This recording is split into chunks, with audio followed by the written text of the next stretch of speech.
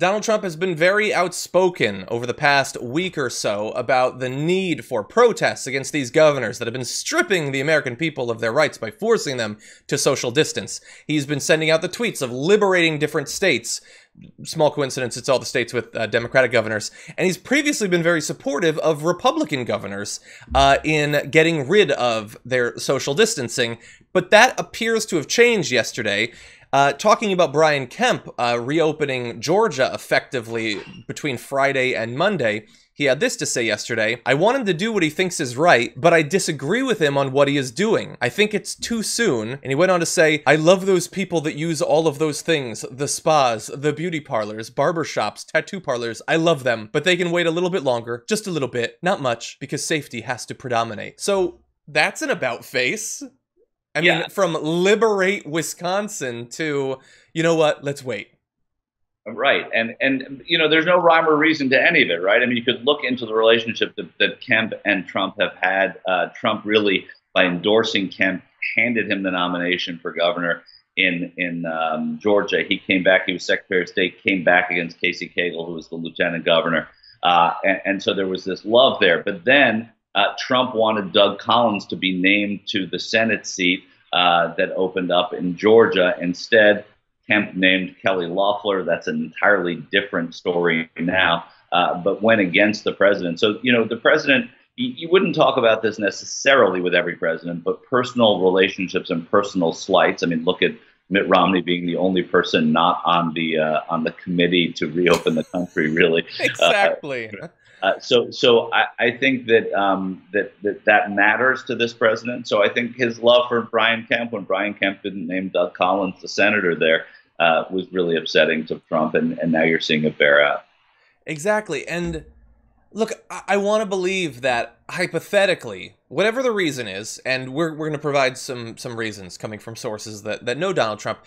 So maybe the fact that he's suddenly changing, we know that the Republican Party, for the most part, and definitely the Republican base, they are willing to just do and believe whatever Trump tells them to, and most of them will be able to get through that with a minimum of cognitive dissonance.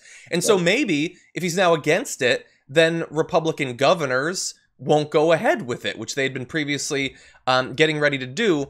It doesn't look like that's the case here, because Governor Kemp went on to tweet, "Earlier today, I discussed Georgia's plan to reopen shuttered businesses for limited operations with POTUS. I appreciate his bold leadership and insight during these difficult times and the framework provided by the White House to safely move states forward. Our next measured step is driven by data and guided by state public health officials. We will continue with this approach to protect the lives and livelihoods of all Georgians." I disagree with most of the latter part of that, but what it means is that even though Trump, at least for yesterday, appears to have changed his position, Brian Kemp has not, and he is indeed going to go ahead with the reopening of Georgia.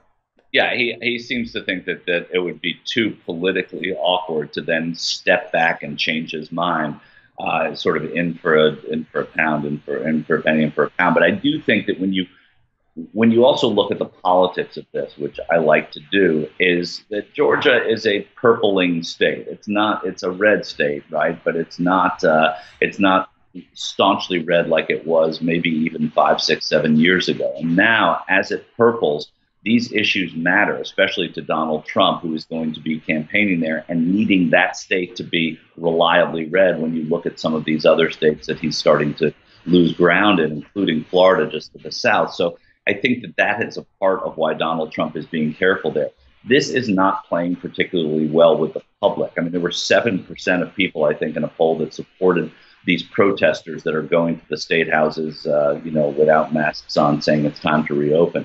When the president sees those numbers, he knows it's not a winning issue. So right in the center of the epicenter of talk like this is Brian Kemp, and so not supporting him is actually pretty politically savvy with a small s there for Trump. Well, you know what? Let's now try to figure out exactly what's going on. We have a potential explanation as to why he switched so abruptly yesterday. According to CNN, which is fake news, obviously, task force member Dr. Deborah Birx had privately met with Trump right before his daily press briefing to sway him against Kemp's decision because she and the other task force members feared being asked by reporters why the president endorsed the reopening of Georgia's economy while scientists on his panel did not. That seems like the sort of situation where generally he would throw the scientist 100% under the bus. But apparently Dr. Birx told him to change his position, or at least advised him. Another unnamed source says that Dr. Anthony Fauci told his colleagues during a meeting that he cannot defend this publicly. So that is the apparently why he switched. What is interesting is that we also have CNN reporting that President Trump and Vice President Pence both called Brian Kemp on Tuesday night and expressed support and praise for his move to reopen businesses starting on Friday, a source familiar with the call said. So Tuesday night, Brian Kemp gets a call from the president and the vice president saying, good job, very nice. And then Wednesday, he gets thrown under the bus by Trump.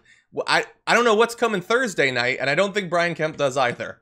No, I don't think so. But I think you have to look at this as encouraging. I think this is actually good news, right? I mean, that Birx and Fauci had enough sway over the president, which is what we want them to have, that he did this about face if these reports are true. So, however crazy bonkers the man is, the White House is, the governor is, however you want to define them, somebody's listening to Birx and Fauci who said, look, if you do this, we're not going to support it. And that was enough for the president. So I think that's encouraging. Exactly. And as the chat is acknowledging, me calling them fake news was a joke. I was mocking Trump there. But anyway, look, we're going to have to see, because this decision to reopen states, incredibly consequential. I know that they're mostly worried about the political ramifications of it, but we obviously care about the death toll. Florida's got Ron DeSantis, a guy who from the very beginning seems to... There's the side of coronavirus and the side of the people who are trying not to get it. Politicians are lining up on either side, and he seems to have not been sure about his loyalties. And if they reopen Florida, according to the Department of Health and Human Services, we found out yesterday, documents that were released, they believe there could be as high as 200,000 additional casualties in just Florida. Right. And so these decisions are incredibly important. They're just about the most important thing that's being discussed these days. And had Andrew Gillum won that race, you can be sure that he would not be going along with reopening beaches. And he may have been unpopular for it and had his own sort of tragic troubles lately. But the differences that elections make can often be life and death. And I think you're seeing it play out in some of these races. Stacey Abrams in Georgia, Andrew Gillum in Florida, both lost on the same day to very, very conservative Republicans who are very interested right now in reopening their states.